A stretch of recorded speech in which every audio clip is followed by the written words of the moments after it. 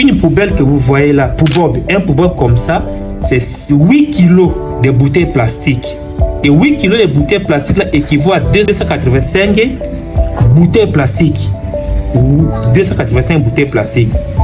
C'est-à-dire que lorsque on fabrique autant de poubelles, admettons qu'on fabrique 100 poubelles, parce qu'on est déjà on est maintenant dans les 600 poubelles depuis qu'on a commencé.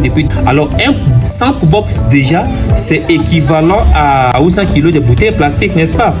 Donc c'est une réduction consistante de masse de déchets plastiques, n'est-ce pas? Ce que nous avons toujours demandé aux gens, c'est savoir bien utiliser poubelle. Tel que vous voyez là, il a un couvercle, il y a des roulettes qui sont pivotantes bien sûr, il y a des poignées qui permettent aussi à soulever poubelle. Donc il a un trou au-dessus des couvercles où lorsque vous amenez vos déchets, vous devez introduire seulement dans le trou là. Vous n'allez pas chercher le midi à 14 heures. Introduisez vos déchets à travers le trou dessus. Comme ça, déjà dans les poubelles, il y a l'emplacement obligatoire des sacs poubelles. Donc lorsque ça se remplit, les boueurs ou les poubelliers vont venir déboulonner, parce qu'il a des boulons, il va déboulonner pour soulever le couvercle et retirer les sacs poubelles avec les déchets.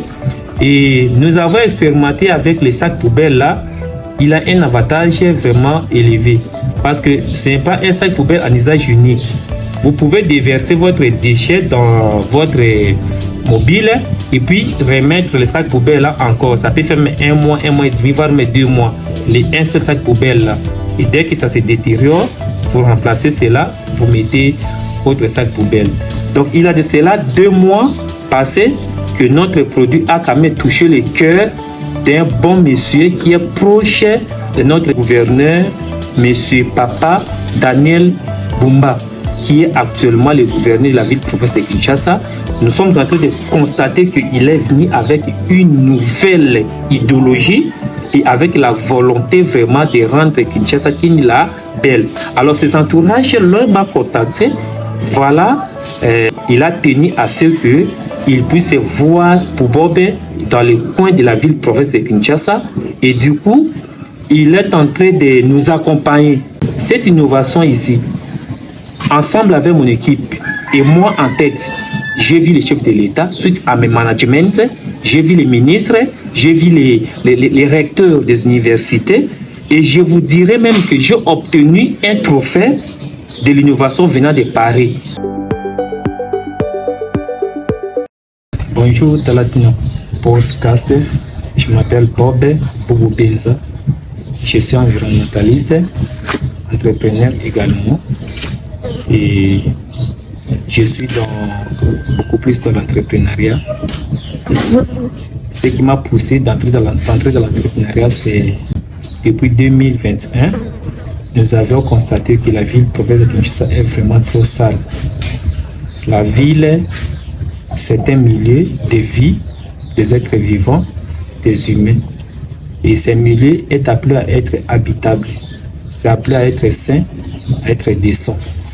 Mais c'est contraste avec la ville de Kinshasa où on trouve les déchets partout dans les milieux, dans des caniveaux. Lorsqu'il pleut, ces mêmes déchets-là essaient de créer des inondations et par-ci, par-là, ça crée même des cas de mort. Vraiment, ça rend la ville sale, sale vraiment à tel point que on nous apprend qu'à l'époque de Papa Mobutu, Kinshasa était King la Belle. Mais à notre époque, nous avons constaté que Kinshasa, c'est King la poubelle. Donc les créations de décharges sauvages se fait partout dans la ville. Il n'y a pas de poubelles publiques, il n'y a pas de centre de traitement des déchets, donc les déchets sont partout. Alors, étant étudiant à l'époque, deuxième cycle, là où moi j'étudiais, les déchets dans des auditoires, dans des couloirs, dans des esplanades, comme vous le savez, les étudiants ont l'habitude de boire beaucoup les jus, l'eau, tout ça, qui sont faits à des emballages plastiques. Alors les déchets étaient inondés vraiment. Alors je m'étais posé la question si je ne pouvais être capable quand même à donner une solution à cette problématique. Alors l'idée était partie par là, vu que je devrais également réaliser mon travail de fait d'études, communément appelé les mémoires. J'avais focalisé toutes mes attentions dans dans cette chose-là.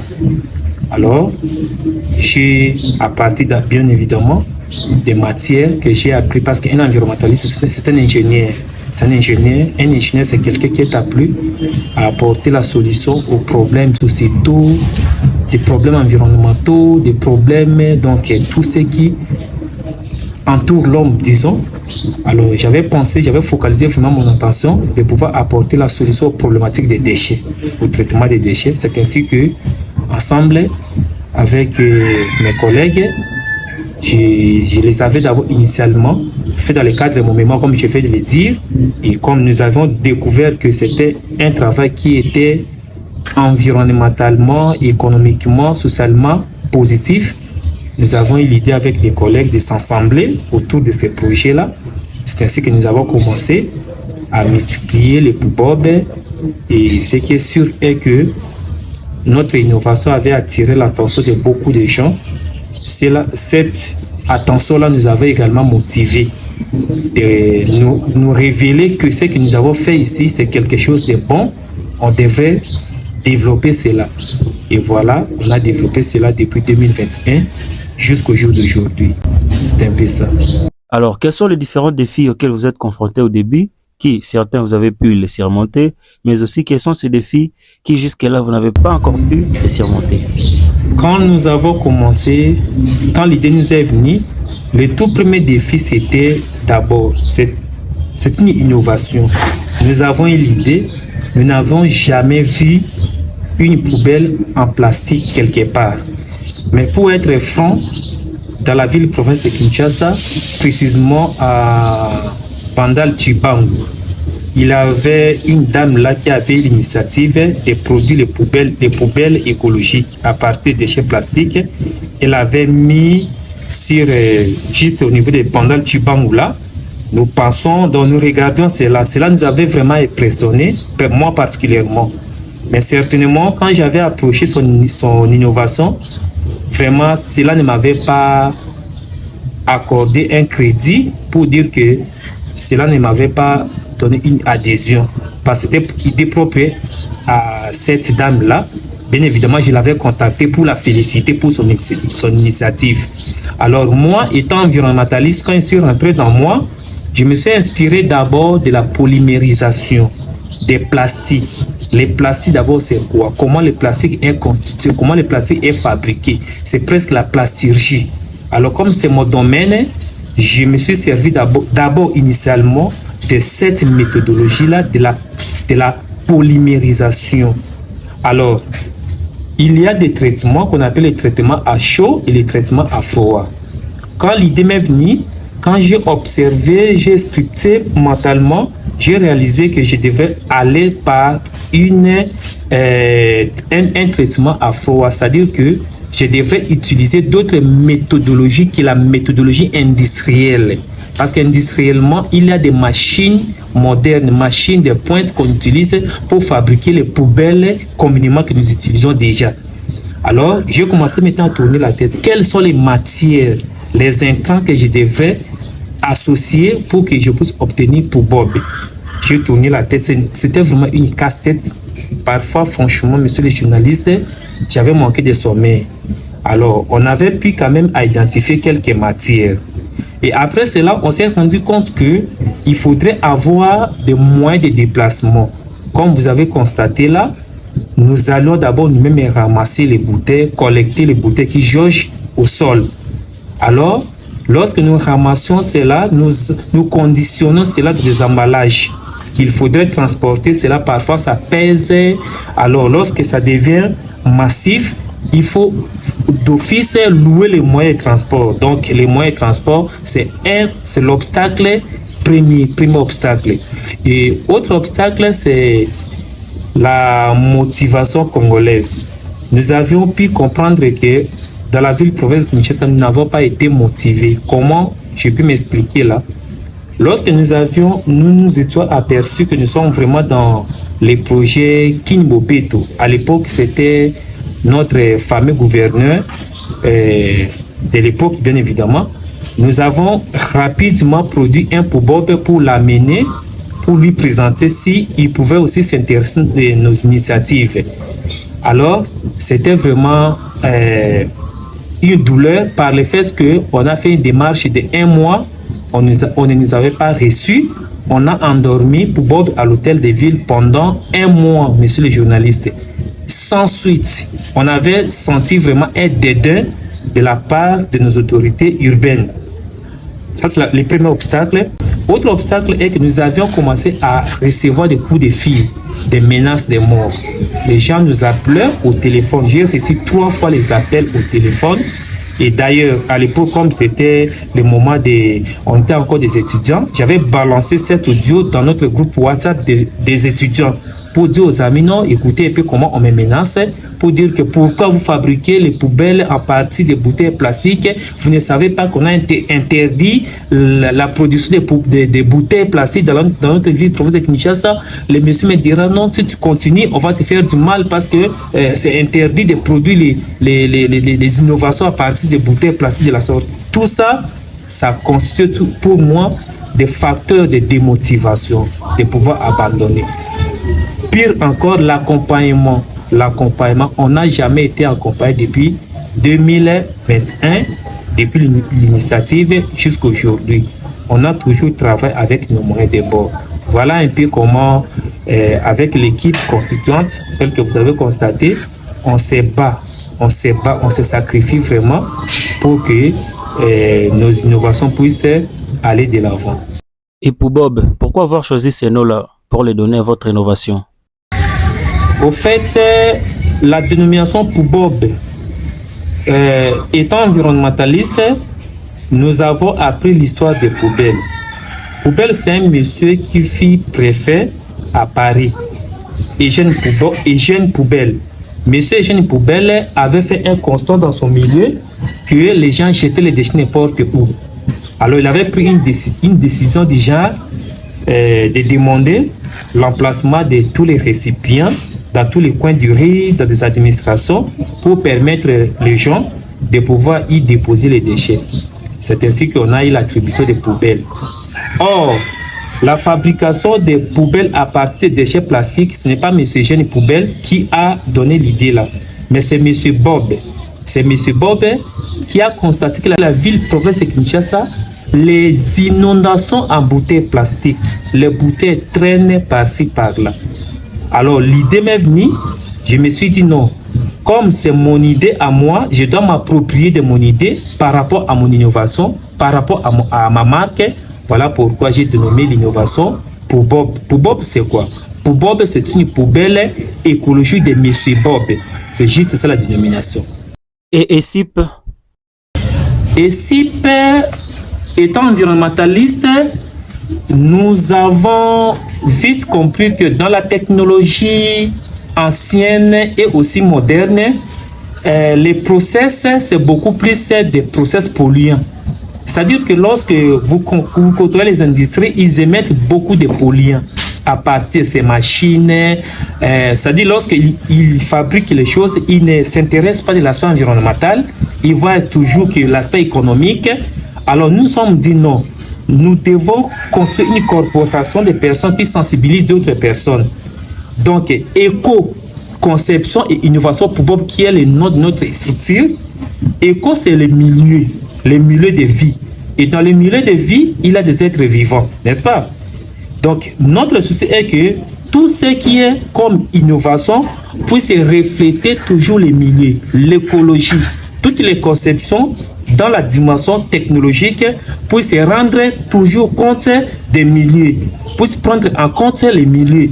Parce que les milieux et l'homme a une relation directe. Donc les milieux interagissent directement avec l'homme. Donc l'homme, quand il fait du mal au milieu, il fait le mal à lui-même. L'exemple typiquement est que dans la ville province de Kinshasa, le paludisme est devenu une maladie récurrente. Pourquoi? Parce que les inondies sont en train de multiplier les moustiques. Tout simplement parce que l'homme ne tient pas compte des milieux. Alors, nous avons donné comme exemple, comme paradigme Poubob. Voilà pourquoi la sensibilisation va dans ce sens-là, éco-conception et innovation Poubob. Chaque fois que nous allons commencer à faire des innovations, nous allons penser toujours au milieu. Par exemple, Poubob. Alors, à Kinshasa, nous retrouvons pour Bob un peu partout dans les différents coins de la ville, notamment à Iliri, à Magasin, à Victoire. Comment avez-vous fait pour que pour Bob se retrouve dans ces milieux-là? Les managements. Les managements. Parce qu'un environnementaliste, c'est un manager. Nous avons les cours de management environnemental. Au fait, je suis en train de sensibiliser ma génération, de tenir compte de l'environnement, de penser aussi à faire l'environnement comme nous. Parce que l'environnement, c'est juste une discipline interdisciplinaire. C'est au centre de plusieurs disciplines. Lorsque vous êtes dans l'environnement, on vous enseigne que vous devez être vraiment ingénieur, mais vous vendre vous-même. Si vous ne vous vendez pas, c'est difficile qu'on puisse vous vendre. Alors, connaissant tout cela, cette innovation ici, ensemble avec mon équipe et moi en tête, j'ai vu les chefs de l'État, suite à mes managements, j'ai vu les ministres, j'ai vu les recteurs des universités, et je vous dirais même que j'ai obtenu un trophée de l'innovation venant de Paris. Tout simplement parce que nous sommes forts dans le management. Nous ne nous fatiguons pas. Nous allons chez la population, de porte à porte. Nous frappons, nous leur présentons nos produits, nous leur expliquons ses avantages. Nous ne nous limitons pas là. Nous allons dans des écoles, dans des universités, nous allons dans des institutions publiques et privées. Nous demandons des rendez-vous avec les ministres. Ce qui n'est pas facile aussi. Ce qui n'est pas facile. Tout ce que je vous dis là, ça demande vraiment du sacrifice. Vous pouvez faire un mois pour rencontrer un parent d'une parcelle pour lui présenter votre produit. Vous venez, il vous dit, je n'ai pas le temps, venez demain, venez après-demain. Mais vous persévérez toujours. Donc c'est comme ça que nous avons pu atteindre les autorités. Donc il y a de cela 2 mois passés que notre produit a quand même touché le cœur d'un bon monsieur qui est proche de notre fameux gouverneur, monsieur Papa Daniel Bumba, qui est actuellement le gouverneur de la ville-province de Kinshasa. Nous sommes en train de constater qu'il est venu avec une nouvelle idéologie et avec la volonté vraiment de rendre Kinshasa la belle. Alors, ces entourages leur m'a contacté. Voilà, excusez-moi, je ne cite pas les noms. Il a tenu à ce qu'il puisse voir pour Bob dans les coins de la ville-province de Kinshasa. Et du coup, il est en train de nous accompagner. Parce que c'est ça vraiment notre souci. Donc c'est comme ça que nous sommes en train d'évoluer avec notre innovation. Alors, pour le recyclage, comment faites-vous pour ramasser autant de bouteilles? Vous le faites seul ou soit vous avez une équipe qui vous aide à ramasser les bouteilles? Vraiment, messieurs les journalistes, je tiens d'abord à vous remercier pour votre émission, de nous avoir reçus ici présents. Lorsqu'on parle de recyclage, c'est quelque chose de n'est pas facile. C'est quelque chose de n'est pas facile. C'est quelque chose qui nécessite vraiment des moyens et aussi des personnes. À aucune fois, individuellement, on peut réussir dans le recyclage. C'est ainsi que aussitôt innové, j'ai compris cela, j'ai mobilisé une équipe. Nous sommes plus de 10. On a vraiment une équipe restreinte et permanente. Mais parfois aussi, nous faisons appel à des personnes qui viennent nous aider journalièrement. On les paye. Concernant les collectes de bouteilles plastiques, initialement, nous allions nous-mêmes ramasser les bouteilles. Surtout à l'époque des travaux de faire d'études, mais moi quand on était en train d'innover. Et avec le temps, on s'est organisé à une équipe, on est vraiment une structure entrepreneuriale légale. Et aujourd'hui, on a des stations où on dépose des gîtes qui sont des gros emballages de bouteilles plastiques là, où on nous collecte dedans. Quand ça se remplit, on paie et puis on amène ça dans notre atelier pour suivre les processus de fabrication. Alors, c'est bien comme vous avez mentionné l'équipe, parce que dans l'entrepreneuriat, il est vraiment indispensable d'avoir une équipe solide. C'est la base même de toutes les réussites. Maintenant, quelles sont les qualités ou soit les caractéristiques que vous cherchez auprès des gens que vous engagez? Bon, je dirais que psychologiquement, on a besoin de personnes qui ont l'esprit de sacrifice, qui ont l'esprit d'abnégation, qui ne voient pas l'argent présentement, qui ne voient pas les gains maintenant. Parce que comme je vous ai dit, on est déjà dans la 3e année, mais on a accepté de travailler comme tel. On a besoin de ces personnes-là. Comme mon ami ici, les tout premiers jours de cette innovation, j'ai été avec lui. Les tout premiers jours, je pense que c'était le 5 septembre 2021. Donc, on a été avec lui jusqu'à aujourd'hui. Sans équipe, on n'a rien. Sans équipe, on n'a rien. Et voilà, c'est un peu ça. Alors, quelle est votre vision derrière tout ça? Parce que vous avez dit que non, vous avez même reçu des menaces de mort, il y a même des autorités qui ne voulaient pas vous recevoir, mais quand même, vous n'avez pas abandonné. Qu'est-ce qui était derrière votre tête? C'est quoi la vision, ou soit le but que vous poursuiviez, qui a fait à ce que vous ne puissiez pas abandonner votre idée et la poursuivre jusqu'à la fin? Bon, la vision est que, personnellement, ça me fait mal lorsque nous étudions toujours Diego Cao, lorsque nous étudions toujours David Livingstone, ils ont fait ceci, ils ont fait cela. Et moi, personnellement, je me pose la question, ce qu'ils ont fait là, jusqu'à aujourd'hui, qu'est-ce qui nous manque aussi, nous les natifs des milieux, de faire aussi des choses qui peuvent aussi sauver notre milieu, notre population, si pas aujourd'hui, demain ou après-demain. Ça a été toujours ma motivation. Voilà pourquoi, étant un citoyen congolais, comment je peux servir mon pays? Dans l'armée, dans la science, dans quel domaine? Donc, je juge bon, étant environnementaliste, de servir mon pays avec les connaissances que j'ai acquises à l'université. C'est un peu ça. Et j'ai toujours aimé aussi des personnes qui ne voient pas, comme je vous ai dit là, les choses présentes.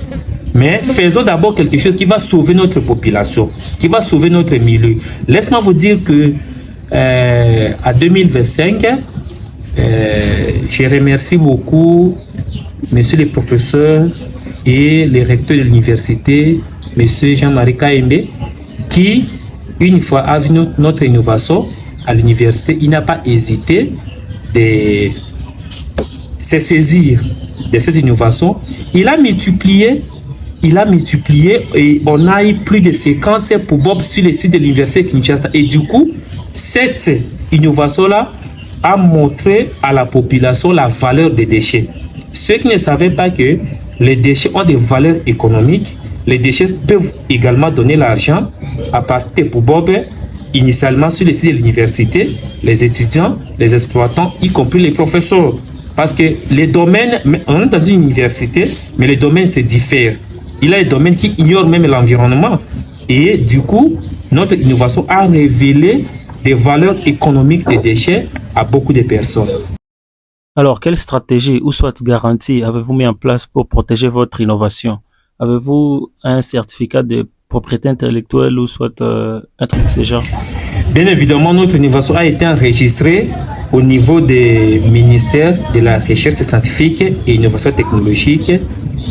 Et également, nous sommes une société légalement enregistrée au nom également de notre innovation. Donc, nous avons vraiment beaucoup d'astuces qui sécurisent notre innovation à tel point que les gens qui tenteront presque de pirater, ils doivent faire beaucoup d'attention. Nous sommes tous des Congolais. Notre souci est que nos innovations puissent aller partout dans le monde. On n'a pas une idée péjorative. Notre idée est que d'autres pays africains puissent également arriver à se saisir des poubelles pour assainir ces milieux. Mais cela doit se faire d'une façon formelle, pas d'une façon quand même sauvage, brutale, comme on est dans un monde où, comme vous venez de dire là, monsieur le journaliste, il y a des idées, on a eu l'idée, on a tout, parfois on a manqué de sommeil initialement pour arriver à ce niveau ici. Et nous avons mené des recherches et des recherches pour arriver à ce niveau ici. Et nous continuons bien évidemment avec nos recherches. Donc toute personne qui comptera de pouvoir emboîter les pas, priez de nous contacter.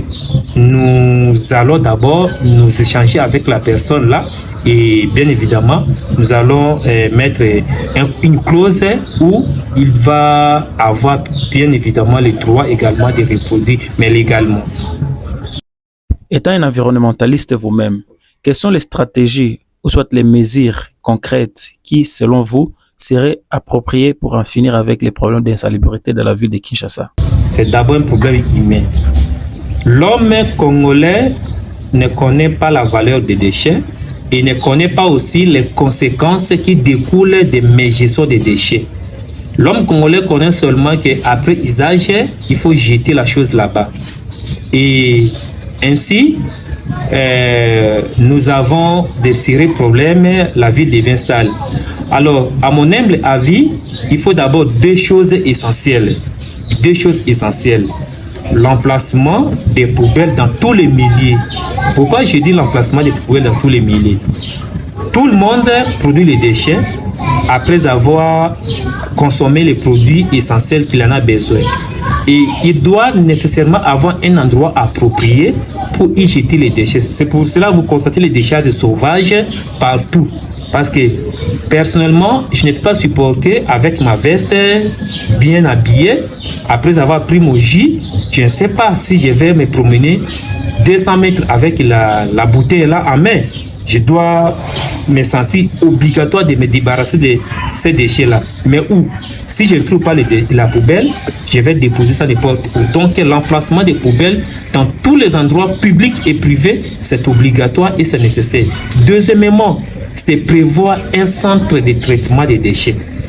Parce que lorsqu'on va venir faire les évacuations, lorsqu'on va évacuer les poubelles là, les déchets là, où est-ce qu'on va amener cela?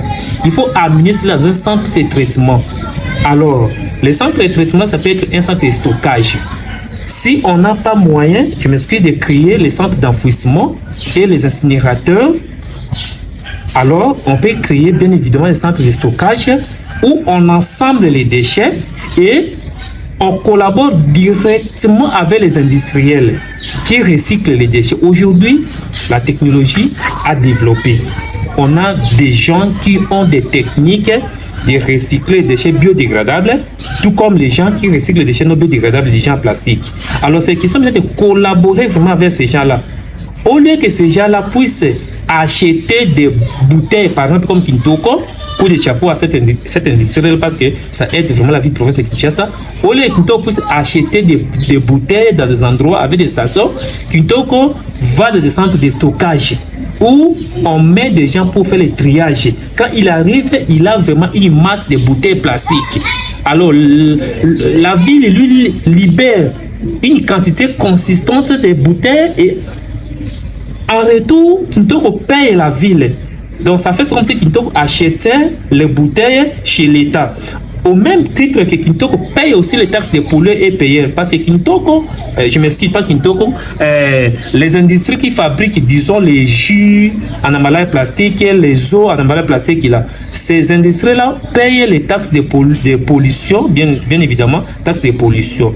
Vous voyez un peu que l'État va gagner doublement. En même temps, il vend les déchets, en même temps, il perçoit les taxes de pollution. Mais aussi, il doit penser aussi à subventionner les industries, les initiatives qui recyclent les déchets. Tant qu'on n'est pas arrivé à ce niveau-là, en tout cas, je vous dis, c'est un problème. Donc, nous prions vraiment que les choses puissent aller dans ce sens-là. Comment est structurée votre équipe? Vous êtes combien? Quel est le rôle de tout un chacun? Tel est qui? Tel fait quoi? Bon, dans les CIP, je suis moi-même le manager, comme je vous ai dit là, et je suis accompagné par des volontaires. Parce que, très sincèrement, nous ne sommes pas à un niveau où on peut prendre facilement en charge nos employés. Pas facilement. Mais Dieu est bon, il m'a donné quand même des personnes qui ont compris ma vision. Quand bien même qu'on n'a pas de moyens, mais on s'est unis comme un seul homme. On s'est unis comme un seul homme. Lorsque nous allons chercher les marchés, une fois qu'on a les marchés, tous ces gens-là viennent. Nous sommes ensemble, nous nous mettons en travail comme vous avez constaté là.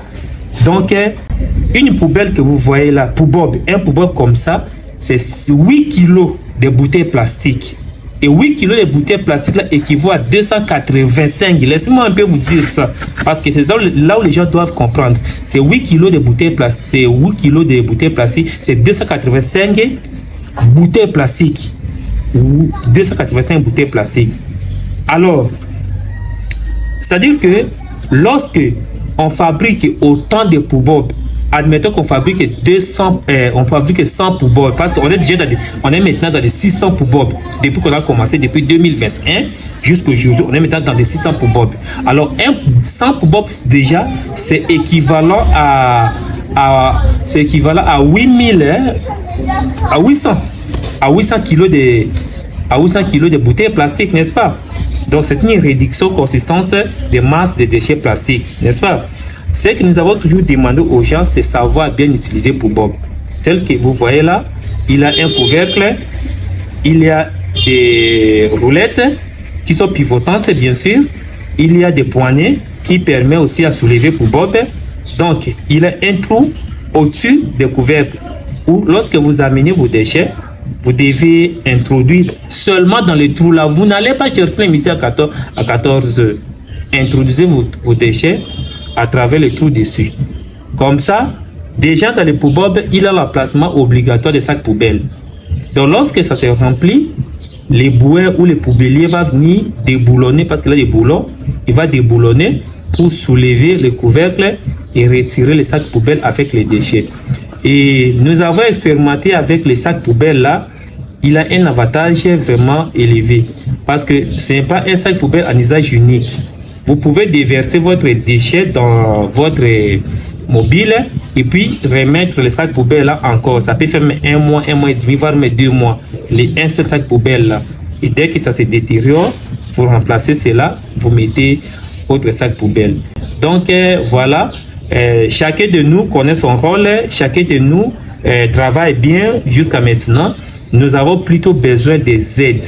Des aides, nous avons besoin de financement parce que c'est vraiment regrettable que à cause de notre innovation, la France nous reconnaît et elle nous envoie un trophée. Ça, c'est le trophée de poubob. Ce que vous voyez, c'est venu de France. C'est venu de France, mais dans notre propre pays, dans notre propre ville où on est en train de résoudre les problèmes, on n'a pas d'accompagnement, on n'a pas les financements. Laissez-moi vous dire que à 2023, au mois d'août, on était avec le chef de l'État. On était avec le chef de l'État, son Excellence, Monsieur le Président de la République, Félix Antoine Tshisekedi, qui avait ordonné, instruit même les ministres des petites et moyennes entreprises à l'époque, parce qu'aujourd'hui on a fusionné les deux ministères, là, le ministère des petites et moyennes entreprises avec l'industrie, mais c'était séparé en 2023. Il avait instruit de pouvoir nous libérer la finance qu'on en a besoin pour qu'on puisse travailler convenablement. Donc nous pouvons nous mettre dans une bonne condition. Mais si les journalistes calculent maintenant depuis 2023 jusqu'à 2025 aujourd'hui, on n'a même pas un signe, on a fait des suivis. On a fait des suivis, on est allé partout, chez les mêmes personnes, parfois on n'a pas été reçus. Toutes les personnes qui devraient nous faciliter, ces personnes-là, on ne sait pas s'il avait un financement qui était sorti, on a bouffé ou on a abandonné parce que nous sommes des Congolais, on peut aller acheter des poubelles en Turquie facilement, on peut aller acheter des poubelles ou soit on peut recommander des poubelles chez des industriels, les étrangers, tandis que nous, les chefs, les co-citoyens, nous ne valons à rien, nous sommes inutiles, c'est-à-dire nos innovations, c'est comme si on veut que nos innovations mèrent, mais messieurs les journalistes, nous sommes tenants, hein. Nous sommes vraiment tenants, à moins que on puisse, les bons dieux puissent décider qu'on puisse nous mettre un terme à la vie, sinon nos innovations, si ce n'est pas ici au Congo, mais on est persuadé qu'ailleurs, ça va marcher. Donc on continue toujours à se battre, chacun de nous connaît son rôle, chacun travaille bien, et voilà. Malheureusement, vous êtes venu aujourd'hui, l'équipe n'est pas complète, mais si vous étiez venu demain, vous aurez vu vraiment tout le monde, chacun dans son poste, et voilà, c'est un peu ça. Quel message lancerez-vous à la ministre de l'Environnement et sur quel plan aimerez-vous que l'État puisse vous accompagner? Mon frère, laissez-moi vous dire, parce que je suis devant votre caméra, j'ai trop gardé dans mon cœur, mais je dois le dire. Parce que notre recteur, je suis également chercheur à l'université Kinshasa. Mais quand j'ai fait l'innovation, Monsieur le recteur avait demandé, avait présenté l'innovation à son Excellence Madame F. Bazaïba, la ministre de l'Environnement. Et la ministre avait demandé à ce que je puisse aller chez elle, voire même aller avec les produits. Mon frère, j'ai fait plus de 10 tours au ministère de l'Environnement, 10 tours au ministère de l'Environnement où je me présente et je suis retourné chez le recteur pour lui dire non, voilà, j'ai encore des crocs à jambes. Veuillez informer son Excellence vous-même manuscrit. J'ai la lettre avec moi ici à la maison. Monsieur le recteur a écrit pour la énième fois à son Excellence Madame la ministre de l'Environnement de pouvoir nous recevoir, nous écouter, afin que nous puissions lui présenter les produits et peut-être à son niveau, elle peut quand même faire quelque chose pour nous accompagner d'aller de l'avant. C'est sans succès, la lettre est avec nous ici sans réponse. Et finalement, on a compris qu'au Congo, vraiment, lorsque vous comptez sur les autorités, alors c'est là où vous allez enterrer vraiment vos initiatives. Nous sommes maintenant dans l'entrepreneuriat écologique, vraiment dans notre entrepreneuriat ici, nous nous consolidons là-dessus. Et eux aussi, je crois qu'eux voient les innovations. Vous, comment vous avez vu? Est-ce que vous nous connaissez? Non. Mais c'est parce que vous étiez des passages et vous avez vu et puis vous nous avez approchés. Donc, si un jour ils pensaient à nous approcher, nous sommes là pour servir les pays. Très sincèrement, nous sommes des environnementalistes. Nous avons des connaissances à apporter des solutions, non seulement sur le plan écologique, mais aussi sur beaucoup de plans. Donc, Dieu voulant, un jour, peut-être qu'ils seront touchés. Et puis, voilà, on reste toujours optimiste. Alors, comment faire pour vous contacter si quelqu'un voudrait soit s'en procurer de vos produits, ou soit collaborer avec vous, soit financer vos projets, vos différents projets? Comment faire pour vous contacter? Bon, principalement, d'abord à travers vos chaînes. À travers vos chaînes, vous qui venez nous interviewer, vous êtes vraiment trop souple à servir des relais, de manière à ce que nous soyons contactés. Voilà, c'était un peu ça. Nous avons un atelier. Pour l'instant, l'atelier est petit, mais nous avons l'envie d'avoir un atelier consistant. Vous savez, on a le centre au niveau de Maluku là-bas. Il a un endroit qu'on appelle un endroit centre économique, quelque chose comme ça, où on peut nous accorder un espace où on peut travailler aisément, bien doté. Et vous allez voir que ce n'est pas seulement pour Bob qui est notre vision. Nous avons déjà un produit que nous avons mis au marché, la brique autobloquante, qui est faite à partir de bouteilles plastiques. Donc, pour Bob, c'est une innovation prototype. On ne peut pas se contenter d'une seule innovation et se considérer que c'est la fin de la vie, non. On a d'autres idées, on a d'autres innovations prototypes qui existent. La brique autobloquante, qui, je vous dis, nous avons produit 100 briques autobloquantes et tout ont été achetés. Mais le problème, c'est que la production de ces briques autobloquantes-là, nous avons évalué, ça demande encore beaucoup de matériel. Beaucoup de matériel, à tel point que on n'est pas à mesure de posséder ces matériels-là. Tandis qu'avec pour Bob, ça demande bien sûr beaucoup de matériel également. Mais nous avons réussi parce que nous avons trouvé un mécanisme où on peut utiliser facilement pour produire les Bob. Vous voyez un peu, c'est ainsi qu'on arrive à multiplier, quand même on a buté à des obstacles, mais on s'en sort quand même.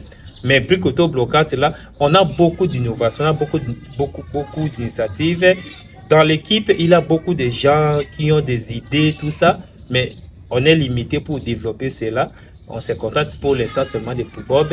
Et voilà, si on nous accorde vraiment un endroit à Maluku avec les moyens conséquents, nous pouvons faire de bonnes choses pour servir notre pays, servir notre ville, servir l'Afrique, servir le monde. Et voilà ce qui nous importe. On ne pense pas à être des brigands, on ne pense pas être à promouvoir des anti-valeurs, mais nous avons comme souci de promouvoir des valeurs. Donc, merci beaucoup. Avant que je puisse terminer, nous avons également des têtes qui existent à Sake, qui existent à Buganaga, si je ne m'abuse pas de terme. Nous avons des têtes qui existent à Goma, qui existent au fait, grosso modo, qui existe à la province de Nord Kivu. Mais aujourd'hui, on est vraiment touché du cœur lorsque chaque jour, on entend parler de guerre, on voit des images, ça nous touche vraiment et nous prions vraiment pour que le bon Dieu puisse accorder toutes les puissances à notre force, la force armée congolaise, et aussi accorder beaucoup de stratégies à notre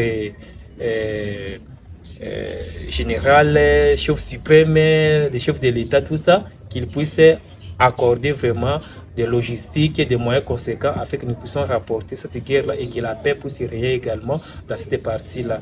Et nous avons comme souci aussi d'arriver là avec nos innovations et voilà, c'est un peu ça. Parce que Congo, ce n'est pas seulement Kinshasa, mais c'est partout. Bon, une toute dernière question avant de nous quitter. Combien de poubobs fabriquez-vous par jour? Mais c'est ça d'abord l'énigme de la chose. C'est ça d'abord l'énigme de la chose. Je vous dis que arriver à fabriquer 600 poubobs après 2 ans et demi, c'est ça du sacrifice, avec les moyens de bord. Avec les moyens de bord. Et monsieur le journaliste, moi à ta place, j'aurais honte de poser cette question-là.